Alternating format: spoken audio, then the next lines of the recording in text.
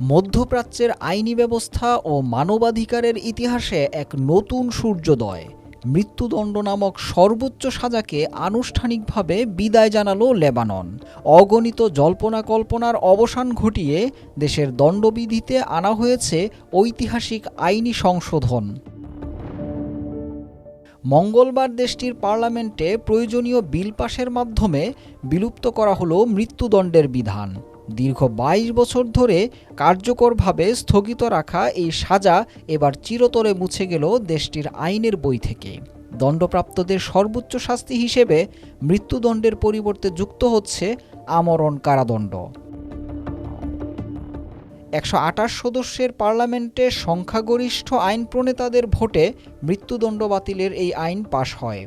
তবে এর বিরোধিতা করেছে হিজবুল্লাহর পার্লামেন্টারি ব্লক। বিল পাশ হওয়ার পর লেবাননের বিচারমন্ত্রী আদেল নাসসার এটিকে দেশের জন্য একটি ঐতিহাসিক পদক্ষেপ বলে অভিহিত করেছেন। নতুন এই আইনের ফলে এখন থেকে মৃত্যুদণ্ডের পরিবর্তে আসামিদের কঠোর পরিশ্রম সহ যাবজ্জীবন কারাদণ্ড ভোগ করতে হবে। বিশ্বজুড়ে মানবাধিকার সংস্থাগুলো লেবাননের এই সিদ্ধান্তকে স্বাগত জানিয়েছে। বিশেষজ্ঞরা বলছেন, লেবাননের এই সাহসী সংস্কার আরব বিশ্বের অন্যান্য দেশের বিচার ব্যবস্থায় বড় ধরনের ইতিবাচক পরিবর্তনের পথ উন্মোচন করবে।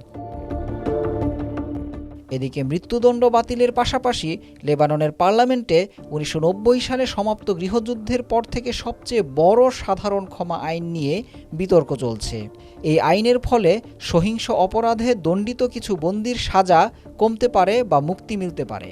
তবে নিহত সেনা ও নিরাপত্তা বাহিনীর সদস্যদের পরিবারের পক্ষ থেকে এই সাধারণ ক্ষমার তীব্র প্রতিবাদ জানানো হয়েছে। অপরাধীদের ফাঁসি কার্যকরের বদলে সাজা কমিয়ে দেওয়ার আশঙ্কায় ক্ষোভ প্রকাশ করেছেন নিহতদের স্বজনেরা।